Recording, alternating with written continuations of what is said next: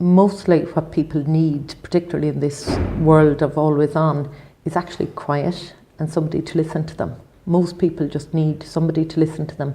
The answers to their problems are within themselves.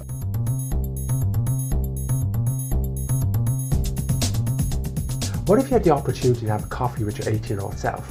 What advice would you offer? And would you actually take the advice and offer? I'm absolutely fascinated by that question. I interview people from all walks of life, from Heineken Cup winners, New York Times bestselling authors, polar explorers, you name them, I've interviewed them. Be inspired, learn and grow from the experience of others. Welcome to the What I Know Now podcast with Mark Kelly. My guest today is Mary Rose Burke. Mary Rose is the CEO of the Dublin Chamber of Commerce. Welcome to the show, Mary Rose. Hi Mark, how are you? Very, very good. So for people that don't know, Mary Rose is a mother of five, keen cyclist and swimmer, and she's got very strong opinions that are loosely held. And I've really wanted to speak to Mary Rose because I'm a member of the Dublin Chamber, and I've been with the Dublin Chamber for over a year now, and I've always found the events I've gone to be excellent, and I've learned so much from them, not to mention the new people I've met along the way. So Mary Rose, would you tell me a little about your journey to now, and how did you become the CEO of Dublin Chamber of Commerce? Because it's not necessarily the thing that you think about when you're 3 or 4 years of age, which is like the job titles. Absolutely not, and it wasn't there on the CEO choice either. I did my Leaving Cert in 1983 and followed my passion to pharmacy. Qualified as a pharmacist, which was my dream at the time, and then was very lucky after a number of years of working in both community hospital and a stint in industrial pharmacy to have an opportunity to open my own shop in Mallow. So I opened my own pharmacy and ran that from 92 to 99. At that stage I had my third child and married to a publican, so we were like ships passing in the night. So I decided to sell my business and subsequently went on to work in the HSE for a period. Then I got my dream job, probably with Boots the chemist at the time, as an area pharmacy manager that evolved into being director of pharmacy with responsibility for all aspects of the pharmacy business in Ireland. Really exciting to come from a self-employed small business to working with one of the biggest and best companies in the world. The leadership development, the challenge to your thinking, all of the training, development, exposure that you get in a big blue chip company like that was probably transformational for me. Then I had an opportunity a number of years ago to take up a really interesting job in policy, international and corporate affairs in IBEC, the Business and Employers Representative Body. So that was a big change for me from being a career healthcare professional to be very involved in clinical governance and pharmacy development to pharmacy. But that pharmacy journey had brought me into trying to affect policy change to develop the profession of pharmacy and to deliver better public health. So in some ways it looks like a major jump. In other ways I was interested in that policy area, I was interested in politics, I was interested in government and how to make a difference. Learned loads there for 3 years, and then this opportunity came up. So I was offered the position of CEO here in Dublin Chamber of Commerce and jumped at the chance because it's a real opportunity. Dublin is the capital city of a wonderful country. It's a beautiful city. I had only recently moved here, but myself, my husband, my children, we love living in Dublin, love all the opportunities it produces and the quality of life here. But there's an awful lot we can do to make it better. And that's what this role as Chamber of Commerce gives me, is that ability to work with really motivated and engaged businesses across the whole greater Dublin area to make a difference, to envisage what the future can be and to say what's the role of business in the social and economic well-being of the city and the authority to move on that. That's brilliant, thank you. One thing that I've noticed from all the different types of roles that you've had is you've obviously have to reinvent yourself all the time. So being the master to being back somewhat to be the novice, you're learning so many different types of skills, knowledge, dealing with different types of stakeholders, different types of cultures. What gave you the confidence to always kind of continue to push yourself and drive? I've always been interested in self-development from being, we'll say, academic in my early years, but then in pharmacy you get to explore people and the way people think and beliefs around medicines, beliefs around illness. So trying to understand how people work. And then I suppose the seminal moment for me was when I had my daughter Lauren. You think when you get to the end of 9 months of a pregnancy and you have a safe delivery of a baby, you have your job done, but of course you realise in that moment that your job is only starting. And I was very much aware that to be able to give the moral guidance to a child for the 18 years and beyond that I would be expected to do that, I needed to fully understand myself. And I suppose that was the beginning of a journey of self-reflection for myself that has culminated with me qualifying as a coach as well, to understand the psychology behind people, and to do that you need to start with yourself. So I've always had this process of trying to learn, understand about myself, kind of wondering about the whole world, you know, what we're here for, all the big questions. But to do that, you need to develop a framework of thinking, conceptual frameworks, self-reflective frameworks, and part of that is around challenging yourself. So along your journey, did you have any regular kind of formal or informal mentors or people that added advice to you that gave you confidence, clarity, or just to kind of pick you up when maybe some of the stuff took you down? Lots of different people that I didn't always realise at the time the importance of the role that they played, but sometimes on reflection you kind of go, oh, one or two comments made a big difference. I suppose I came from a very small village in the west of Ireland, and that statement that it takes a village to raise a child is probably very true, because you had a big community that cared about you. So a very happy and idyllic childhood there, but my parents were very, very good parents, and an awful lot of when I think of my own values, you know, like most people, they come from their parents. My mother in particular was very keen. There was 5 girls and 2 boys. She brought us up to believe that, you know, there was no difference, boys and girls. We could all do or be whatever we wanted to be. But she also, which might have been unusual in small villages in Ireland at the time, had a mantra about that we don't care what other people think, but in the right way. I say that to my children now, and I get the same reaction as my mother did, which is teenagers going, that's okay for you, Mom, but I care. But I'm always saying that, like, you don't define yourself by what somebody else thinks of you. And I've refined that into what other people think of me is none of my business. Yeah, it's very, very good advice. And one of the things I've learned from the podcast over the last year is that fear of criticism makes people procrastinate in so many different ways, that they're concerned for how people expect them to be, or the narrative they have in their head they have to adhere to, but it's complete BS. It's not the case whatsoever, but people can get fixated, and with social media that gets magnified no end as well. So I always think it's very, very good advice, and you do need to make your decisions for you and the best that you possibly can make, and not let other people influence that. Was there ever a time where you had a moment where you should have taken that advice, and kind of maybe some painful learns that you kind of gave you a new focus or a new kind of feeling to say, that's not the way I'm going to go, I'm going to, I don't know, bet on my gut next time, or I'm going to look at things in a slightly different way? I think I've always minded that part of not listening to everybody's opinions, but making my own decisions as such, and that has stood me well in terms of both clinical and corporate governance. Very much listening, understanding, taking on board, but then separating the decision making and understanding my own accountability. I suppose there was very useful feedback that was given to me sometimes that I wouldn't always explain how I got from A to B, and that I needed to take more time to explain to others the thinking behind it, whereas I would have thought about it quite a lot and listened to things, but I mightn't have openly articulated and helped other people to understand my thinking. So to invest more time in bringing people along with me sometimes. I think that's called the knowledge curse. Yeah. Yeah, and a lot of people have it because you don't necessarily know that they don't know. Yes. You presume that they know because you know it. Yeah. And a lot of top performers actually have that. Yeah. Because it becomes second nature to them. Or they may not know that I have considered and evaluated all of the options, that I didn't jump to a decision. But sometimes if you don't talk people through the options you are considering and evaluating, they have to take that on trust. And I suppose that's not a fair expectation.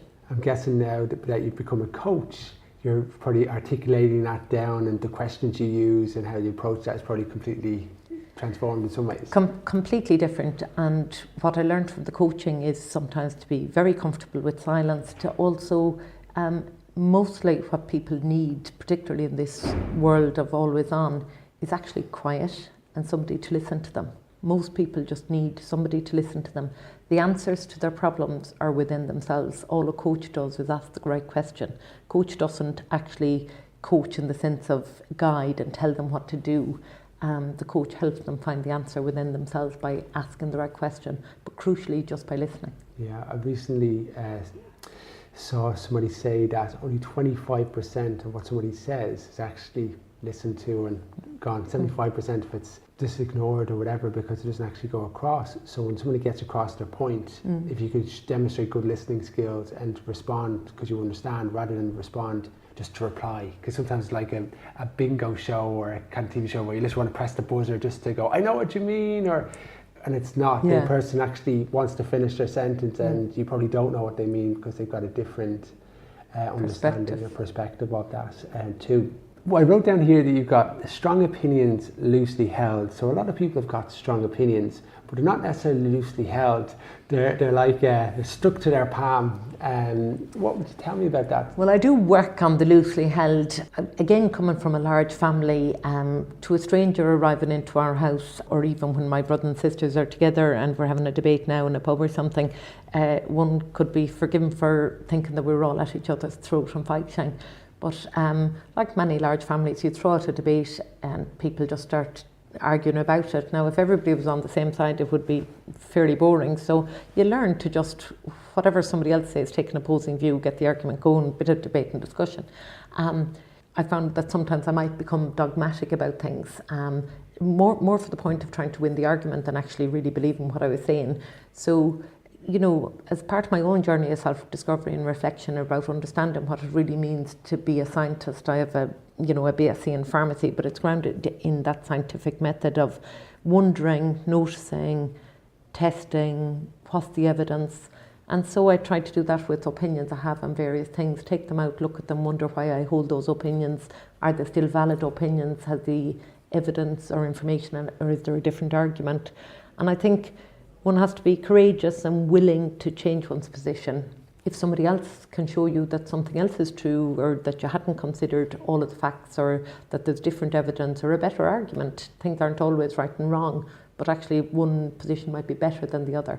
So I think that loosely held is important. I think it's important to have a strong opinion on something, but I think it's equally important to be willing to change. And I think sometimes when people make that change, we should applaud it, not always criticise it, because it takes a certain bravery to say, you know, I've revised my position, I might have been wrong, or I might have been misguided, or it might be just a nuance of a change. But anywhere in that continuum, you should be willing to challenge your own opinion.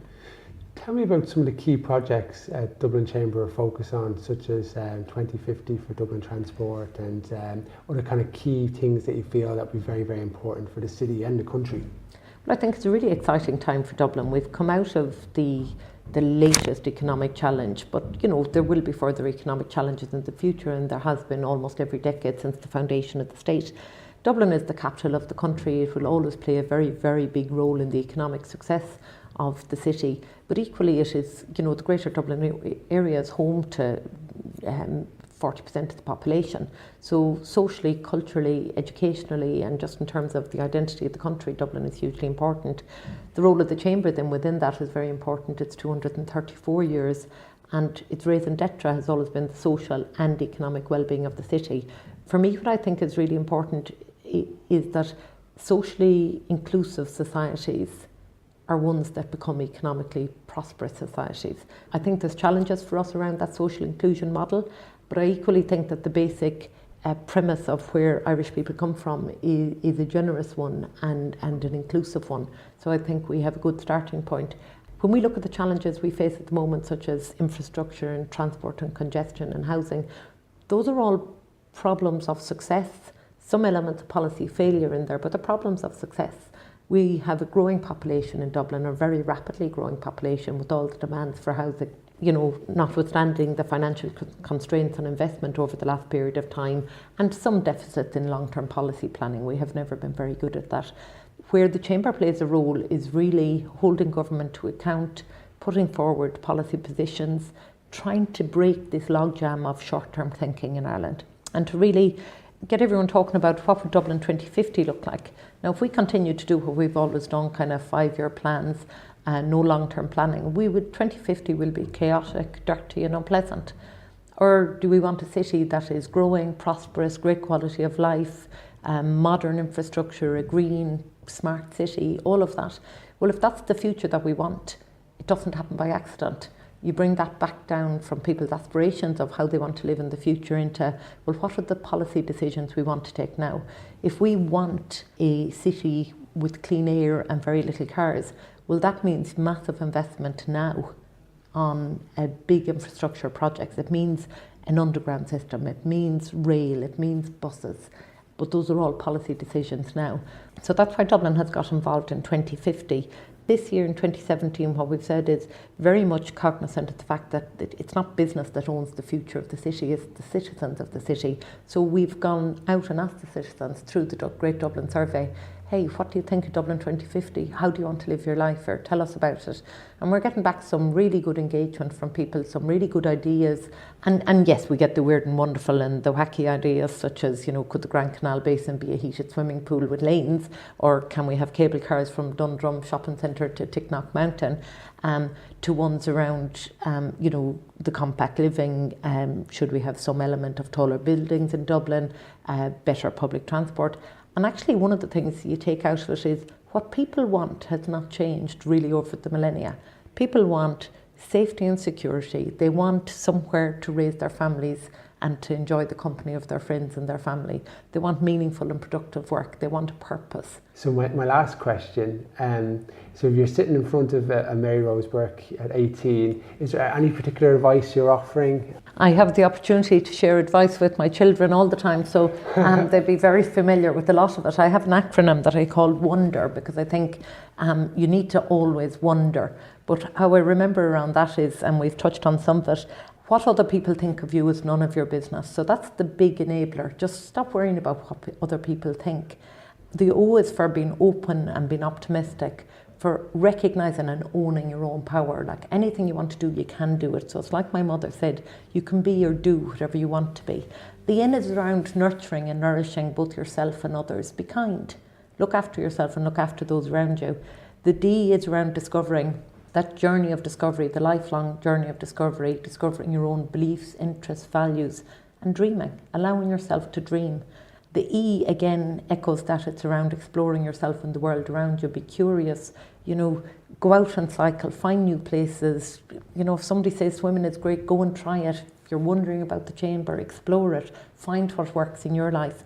And the R is the very important one, and I think even more so where we see the fragility of people and the stress in the modern day world is resilience. The one thing I say to my children is build resilience from the very beginning. Uncertainty, either in business or in personal life, uncertainty and how you deal with it has a huge impact on your happiness and success. And what I've said to them from a very young age is you cannot love anybody else until you love yourself. And it's from that self-love, which comes from self-knowledge, that resilience comes. So that wonder and resilience and all those elements in between is what I'd say to my 18-year-old self. I'm very, very impressed. You are definitely, out of everyone I've interviewed this year, the most prepared. So if you were here now, you could see what I see. We've got a piece of paper in beautiful italics with an acronym of WIKN, with the explanation as well. Very, very, 10 out of 10 there, so that's very, very good. Very, very impressed. Thank you very much for being a guest on the show. That was brilliant. Thank you. Thank you, Mark. You've been listening to the What I Know Now podcast with Mark Kelly. To subscribe to the podcast, just enter WIKN into iTunes or any Android podcast of choice, or check out the website at www.wikn.co. I'd love to get your feedback, either positive or negative, about the episode, what action you're going to take. I look forward to seeing you next week, and remember, have an absolutely super day. Bye.